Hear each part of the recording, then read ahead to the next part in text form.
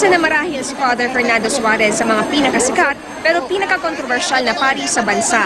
Dahil sa umano'y kakayahan niyang magpagaling, binansagan siyang healing priest. Pero dahil din dito, iba't ibang batikos ang ibinato sa kanya.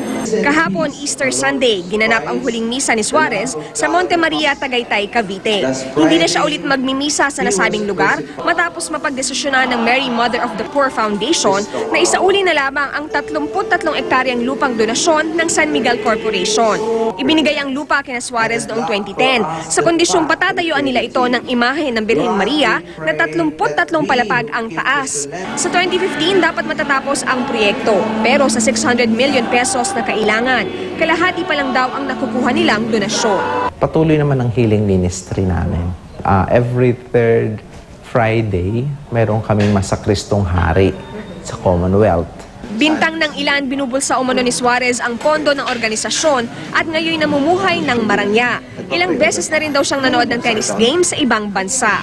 Pero depensa ng pari, donasyon ang mga ito. Very transparent ito dahil meron kaming SGV, audited statement every year. It's a judgment na nakita kong unfair at unfortunate. Malaki naman ang tiwala ng ilang deboto kay Suarez. Ang ilan sa kanila, madaling araw pa raw dumating sa Monte Maria sa kagustuhang mahawakan ang healing priest.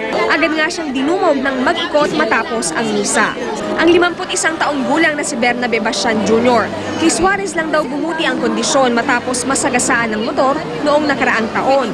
Dahil daw sa healing priest na igagalaw na niya ang ilang bahagi ng kanyang katawan. Talagang totoong gumagaling siya. At saka naniniwala ako, unay Panginoon Diyos, pangalaway si Father Suarez dahil marami naman talaga nagpapatotoo din.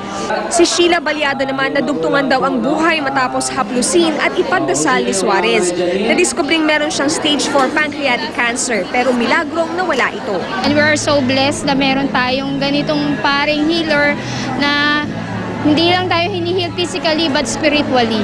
Nakalulungkot man daw ang pambabatikos kay Suarez. Pinatawad na niya ang mga tumawag sa kanyang peke. God bless you. Sana kilalanin niyo ako, mabait akong tao.